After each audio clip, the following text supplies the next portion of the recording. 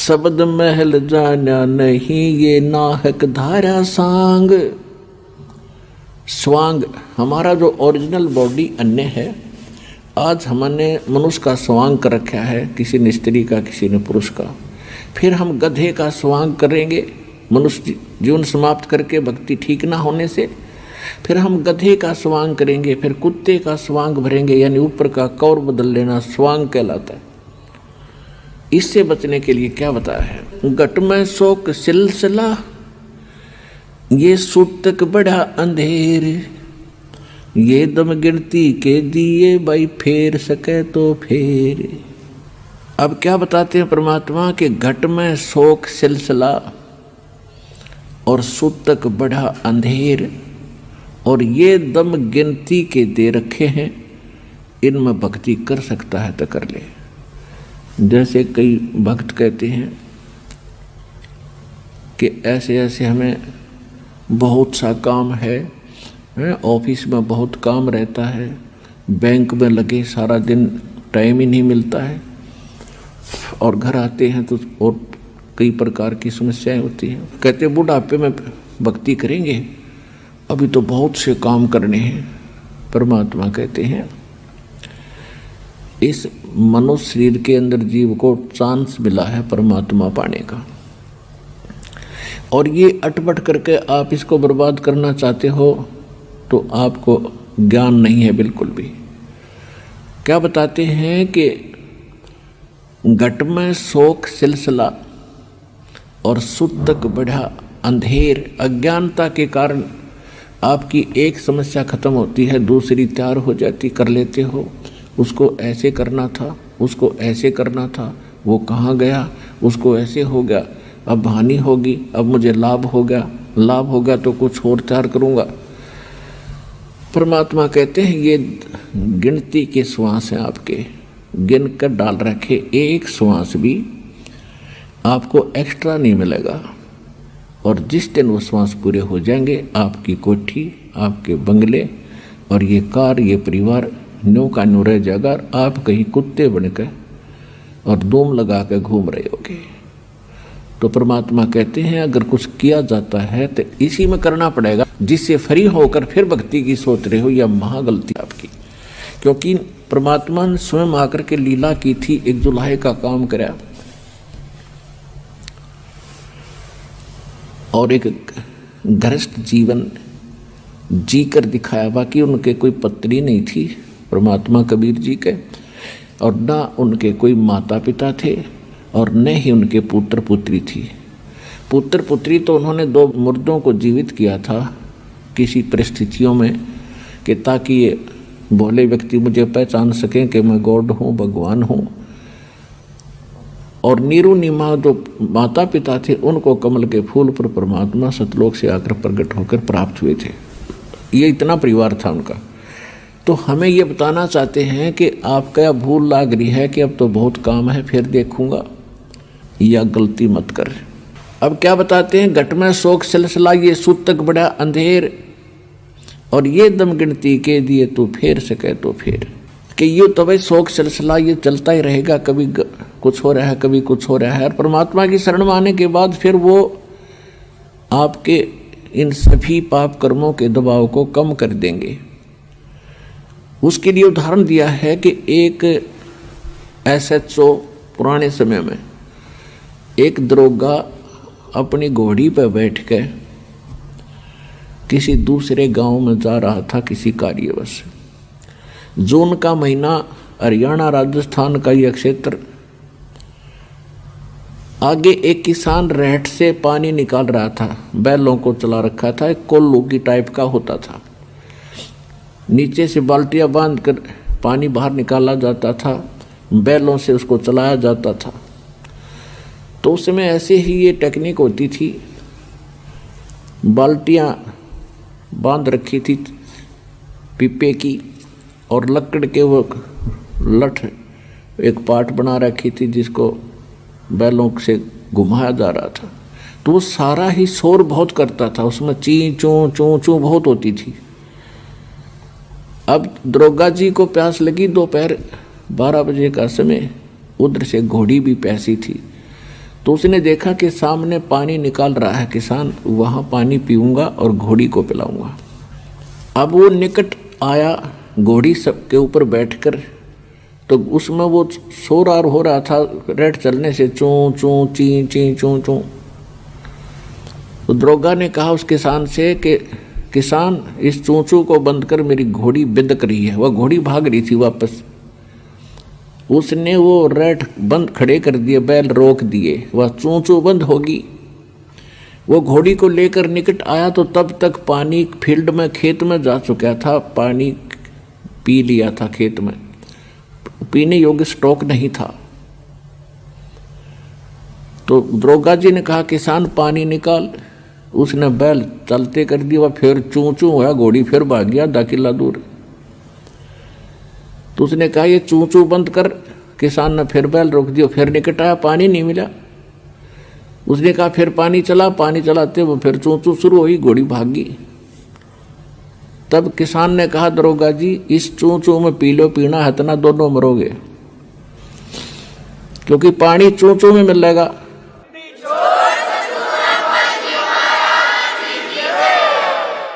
तो पुण्यात्माओं, इस काल ने आपके यहाँ चूं चूं ला रखी है।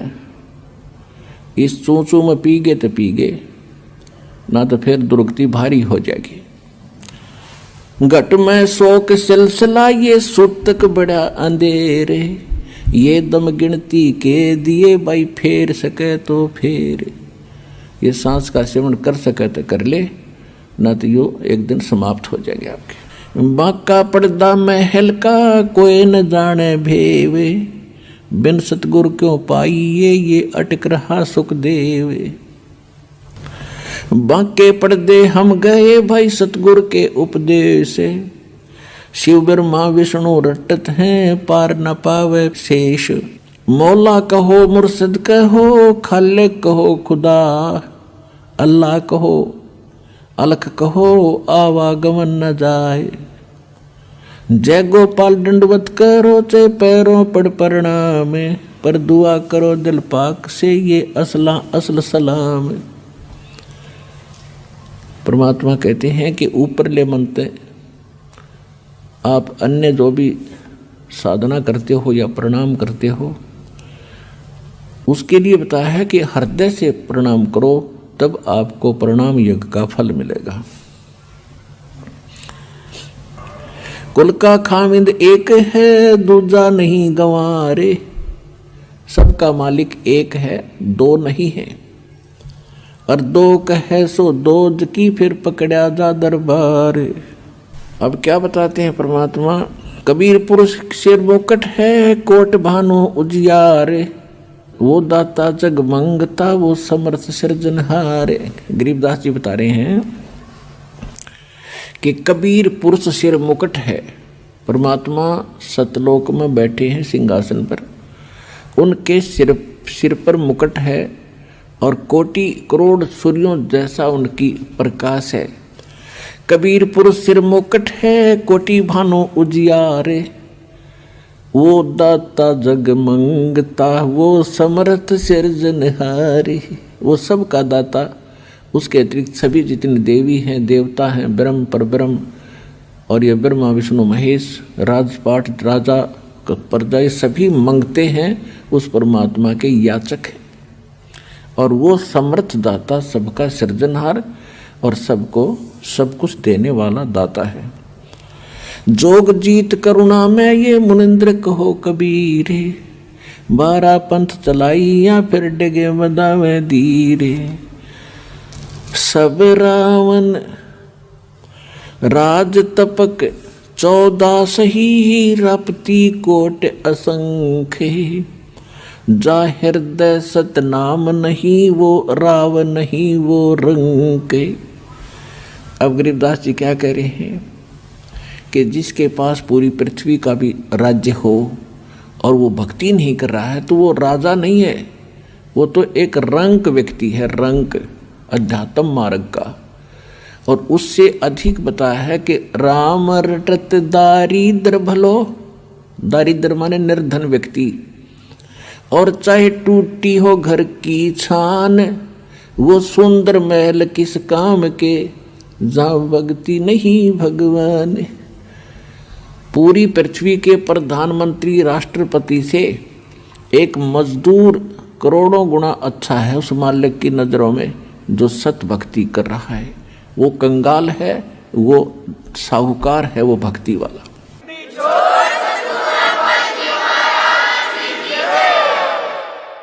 सब रावण पति रावे है, जक रोम रोम धुन हो। दम खाली नहीं नाम बिना, छत्रपति है सोए।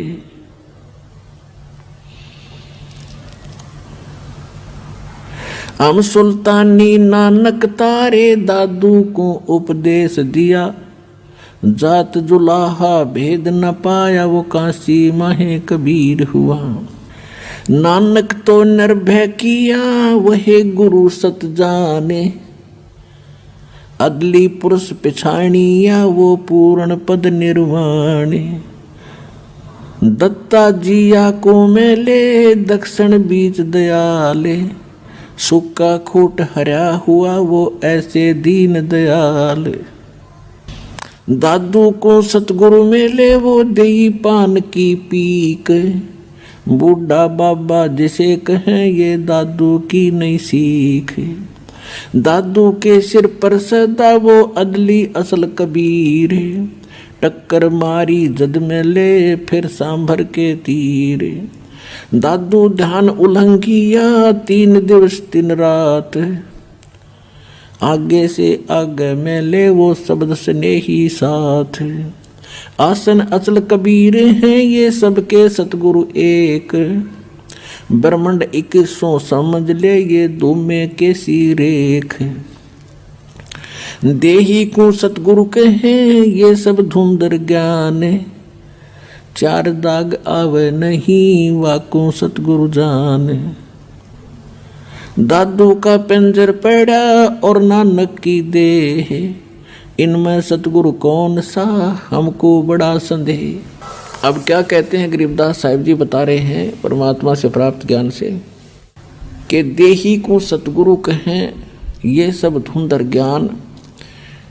यानी ये बॉडी जो ऊपर है, इसके नीचे एक और बॉडी है, सूक्ष्म शरीर। वो सूक्ष्म शरीर के अंदर हम जो भी साधना करते हैं, उससे वो सूक्ष्म शरीर चार्ज होता है।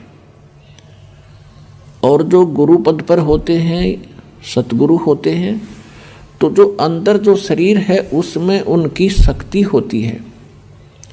ऊपर के शरीर को तो ऐसा समझो जैसे सर्प कांचुली छोड़ जाता है, ये ऊपर की कांचुली है, अंदर वो सर्प अलग था। तो ये ऊपर जो बॉडी सूक्ष्म आपको दिखाई दी है, जो माता पिता से हमें प्राप्त हुआ है, ये तो एक कांचुली समझ लो सर्प वाली। और इसके अंदर ओरिजिनल शरीर है, वो है सतगुरु। और उस शरीर में वो शक्ति युक्त है। ऊपर से चाहे उसका उस 5 तत्वों का बॉडी कैसा ही लगता हो आपको, चाहिए पुराना हो, टूटा फूटा हो, काला हो, पीला हो, सफ़ेद हो, लेकिन अंदर जो वस्तु है वो है सतगुरु, जो इस बॉडी के अंदर है। देही को सतगुरु कहें, ये सब धुंधर ज्ञान। 4 दाग आता नहीं, वाको सतगुरु जान। इसके अंदर जो शरीर है वो 4 दाग माने जैसे 4 प्रकार से अंतिम संस्कार करते हैं। कोई तो जमीन में गाड़ देता है, कोई अंतिम यानी सवा कर देता है, जलाता है, कोई वैसे जल प्रवाह कर देते हैं, कोई वैसे एक मचान बना कर ऊपर डाल देते हैं, पशु पक्षी खा लेते हैं। कहते हैं वो जो शरीर आपका अंदर, जो शरीर सतगुरु है जो अंदर इस बॉडी में, वो है उसका शरीर, और वो उस 4 दाग में नहीं आता। देही को सतगुरु कहें, ये सब धुंधर ज्ञान। 4 दाग आता नहीं, वाको सतगुरु जाने। फिर कहते हैं खोड़ पड़ी तो क्या हुआ, अगर ये शरीर छोड़ गया सतगुरु, कहते खोड़ पड़ी। और आप भी जो भक्ति करके जाओगे, सभी के लिए कह रहे हैं, खोड़ पड़ी तो क्या हुआ, ये झूठी सब पटीट। पक्षी उड़ गया आकाश को, और चलते कर गया बीट। ये बॉडी जो आज आपको नजर आती है, तत्व ज्ञान से आपको ऐसा महसूस होगा जैसे कौवा पक्षी उड़ते समय बीट करके चला जा, ये इतनी सी बॉडी है बस, और पक्षी अलग है। यानी इसको समझने के लिए उदाहरण दिया है कि जैसे सर्प ने कांचली छोड़ दी है, तो सर्प, वो कांचली सर्प नहीं, उसके अंदर थी वास्तविक वस्तु। इसी प्रकार आप यहाँ से जाओगे जब आपकी भक्ति, आपकी साधना से आपका सूक्ष्म शरीर इतना चार्ज हो जाएगा कि उस समय आपको इससे निकलने में बहुत आसानी रहेगी, और उस भक्ति से आपके दिल में इतनी दृढ़ता आएगी, आपको मृत्यु का शोक नहीं होगा। ये जीव के बस की बात नहीं होती। एक तो बगैर मतलब की टेंशन करके बैठ जाए, वो दुखी हो रहा है। अरे एक ऐसा व्यक्ति होता है, कुछ दिक्कत आ जाए तो भी टेंशन नहीं उसको, तो पिछले संस्कारों से उसमें ऐसी उसका धीर है, उसके अंदर धीरज है। ऐसी भक्ति से आपके अंदर ये क्वालिटी आती चली जाएगी। कृष्ण कन्हैया राम को ये जीव कहें करतारे, और शरीर पड़ा भगवान का इनको देख विचारे। कि तुम राम कृष्ण को भी परमात्मा मानते हो, जीव संज्ञा के व्यक्ति, ये भी मरे, ये भी छोड़ गए दिन शरीर। कहते आकार भार ठारे नहीं, ये पांचों तत्व मिल जावे, और चार जुग जो तन रहे तो भी दे गिरे सत भाए। कहते हैं यदि इतनी लंबी उम्र भी आप बना लोगे, 4 युग तक की भी जीवन प्राप्त कर लोगे, एक दिन फिर भी मृत्यु होगी। तो उसके लिए क्या बताते हैं, यह जीवन सत सुफल है जब तक राम रटनते, देखोरी को जान दे भरम पड़े हैं पंथ। कि ये जीवन चाहे कितना ही आपका जितना भी है, इसमें इसकी सफलता उसी में है जब तक आप भक्ति करते हो। और भक्ति नहीं करते हो तो चाहे चारों युग भी जीवित रहना कोई यूज नहीं इस जीवन का। फिर क्या बताते हैं, सतगुरु साहेब एक हैं दूजा भरम विरोधे। अब गरीबदास जी स्पष्ट कर रहे हैं कि सतगुरु और परमात्मा एक ही होते हैं, और दूसरा उसमें कोई समझता है तो उसकी अपनी बुद्धि के सत्र में कमजोरी है। सतगुरु साहेब एक है ये दूजा भरम विरोधे, बिन सतगुरु सूझे नहीं चाहे पढ़ो 18 बोधे। बिन सतगुरु के आप चाहे वेद पढ़ो, 18 बोध पढ़ो, कितना ही ज्ञान ग्रहण करो, आपको कुछ भी समझ नहीं आएगा। गुरु बिन काहुन पाया ज्ञाना, जो थोथा बुछड़े मूड किसाना। गुरु बिन वेद पढ़े जो प्राणी, समझन सार रहे अज्ञानी। और फिर क्या करें गरीबदास जी, सतगुरु और साहेब एक ही समझना। यानी ये ज्ञान जो आज आपको मिल रहा है, ये भगवान बिना नहीं बताया जा सकता, और भगवान इस दास पर राजी है। ऐसा अनमोल ज्ञान ऋषि, मैं ऋषि, ब्रह्मा विष्णु महेश शर पटक कर मर गए, चले गए। इनको वेद समझ नहीं आई, इनको गीता समझ नहीं आई, इनको पुराणों का ज्ञान नहीं। गुरु मानुष कर जानते ते नर कहिए अंध, ओवे दुखी संसार में फिर आग काल के फंद। तो यहाँ भी गरीबदास जी कह रहे हैं, सतगुरु साहेब एक है ये दूजा भरम विरोध, और बिन सतगुरु सूझे नहीं चाहे पढ़ो 18 बोध। गल घोटा गुरुआ गणे ये फांसी दे अड़ाए, और 12 तिलक बना के फिर जमपुर दे धकाए। अब क्या बता रहे हैं गरीबदास जी कि ये झूठे गुरु, ये गल घोटा गुरु घने कह देते हैं गुरु बदलना नहीं चाहिए, और गुरु का पद प्राप्त करके ये कोरा नकली ज्ञान देते हैं, उनके विषय में कहते हैं गल घोटा गुरु गणे, और ये फांसी दे अड़ाए, बांध देते हैं इनको कि ये मेरे शिष्य हैं, किसी और की सत्संग में नहीं सुनना है, और उनके पास ज्ञान नहीं है। तो कहते हैं 12 तिलक बना के 12 तिलक माथे का बना लेंगे, बड़ा महापुरुष और विद्वान नजर आवेगा, और कहते हैं फिर काल के लोक में धक्का दे देते तुमको गलत साधना करवा के। अब क्या बताते हैं, झूठे गुरु का नाक ले और फिर श्रवण और नैने, सतगुरु बोले साख ये दूर कर फोकट फैन। अब यहाँ गरीबदास जी थोड़ा सा उनको सतर्क कर रहे हैं और धमका रहे हैं कि कितने नालायक आदमी हैं जो झूठे गुरु हैं, इतने अनमोल जीवन को नाश कर रहे हैं। एक श्वास, मनुष्य जीवन के एक श्वास की कीमत बताते हैं। कबीर कहता हूँ कहीं जाते हूँ और कहूँ बजा के ढोले, श्वास जो खाली जात है भाई 3 लोक का मोले।